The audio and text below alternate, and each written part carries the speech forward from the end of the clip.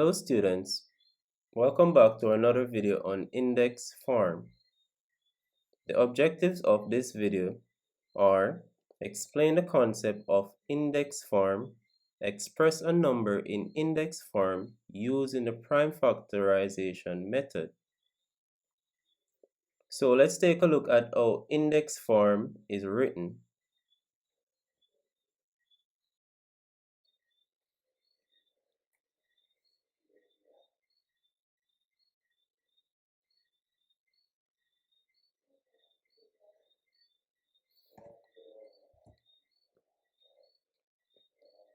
Index form is written as a raised to the nth power, or we can say a raised to the power of n, where a represents the base and n, there's three terms that we associate with n. We can use any of the three terms from index, power, or exponent. Now, always remember that the index indicates how many times the base is multiplying by itself. So let's take a look at example 1.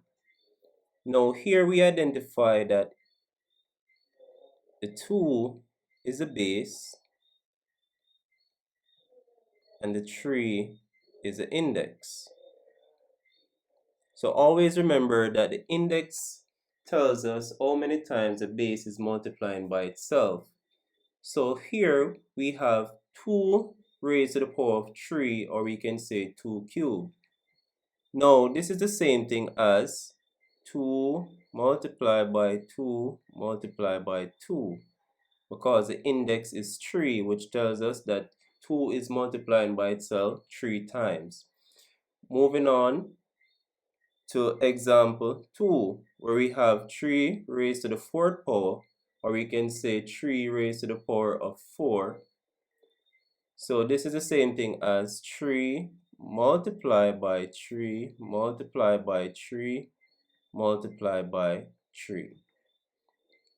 Now, even if we want to find what it is, the product is, we can say 3 multiplied by 3, which is 9, multiplied by 3, 27, multiplied by 3, which is equal to 81. Now, for example 3, now 8 raised to the 2nd power, we can say 8 squared. Now, what is this going to be equal to? Very good. The base is 8 and the index is 2. So therefore, this is telling us that we're going to multiply 8 by itself 2 times. Now, the 4th example here, which is a bit tricky, where we have 7 raised to the power of 1. So always remember that the index tells us how many times we're multiplying the base by itself. So therefore, we're multiplying the base by 1. We're multiplying the base 1 time, so therefore it is 7. Now, what we can see from example 4, that whenever we see a number standing by itself, it is always raised to the power of 1. So the index is always 1 when we see a number standing by itself. Now let's express a number in index form using the prime factorization method. Now, to use this method, first we need to understand what are prime factors. Now, the prime factors of a number is a set of prime numbers which multiplies to give us the number.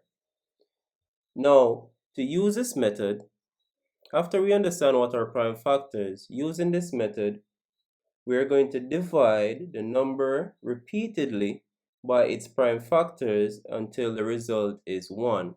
So for example here, for example A, where we have 6. Now, all we need to do is write 6. Now the first, we have to go from the smallest prime number. So the smallest prime number is 2. So we say 2 divided into 6 goes 3 times. Then we continue again.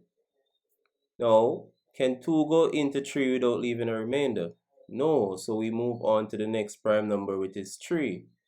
So 3 divided by 3 is 1. So therefore, what we're left with here is 2 multiplied by 3. So that will give us our final answer. Now always remember that we say a number standing by itself is raised to the power of 1.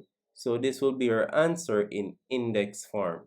Moving on to the second question, where we have 100, which we want to express in index form using the prime factorization method.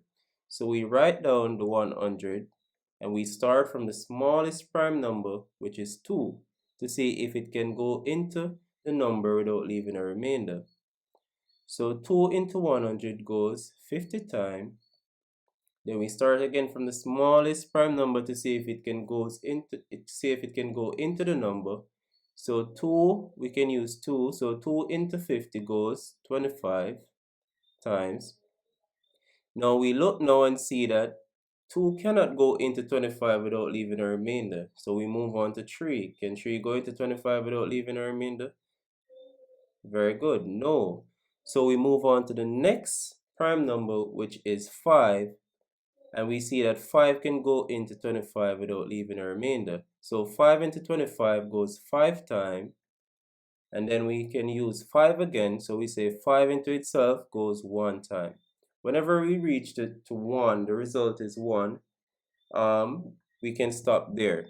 So all we need to do now is to write this product. So it's going to be 2 times 2 times 5 times 5.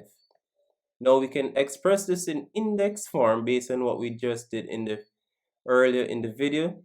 So 2 times 2 is the same thing as 2 squared, and 5 times 5 is the same thing as 5 squared. So this is our answer in index form. Now we do the same procedure, we follow the same procedure for C, where we have 18. Then we start from the smallest prime number to see if it can go into 18 without leaving a remainder. And the smallest prime number is 2. So we see that 2 can go into 18. So 2 into 18 goes 9 times. Now we go again. We see that 2 cannot go into 9 without leaving a remainder. So we move on to the next prime number, which is 3. So 3 into 9 goes 3 times. And then 3 can also go into 3, so 3 into 3 goes 1 time. And all we need to do here is to write down from top to bottom as a product. So it's going to be 2 times 3 times 3. So 2 is standing, by itself. So we know that this is going to be 2 to the first power. And 3 times 3 is the same thing as 3 to the second power. So this is our final answer here in index form. Now for a final example, where we have 125. So we follow the same concept. So 125, first prime number is 2. We see that 2 cannot go into 125 without leaving a remainder. So we move on to the second one. So the second prime number, which is 3. Can 3 go into 125 without leaving a remainder? Very good, it can. So we move on to the third prime number, which is 5. And we see that 5 can go into 125 without leaving a remainder. So 5 into 125 goes 25 times. No, 5 into 25 goes 5 times. And 5 into 5 goes 1 time. As soon as we have a result of 1, we can stop there and we write from top to bottom. So we're going to have 5 times 5 times 5. So 5 times 5 times 5 is equal to, in index form, is 5 to the third power. We can say 5 cubed. As requested, we're closing off today's video with a few practice questions. So please feel free to comment your solutions down below and we'll answer them as soon as possible.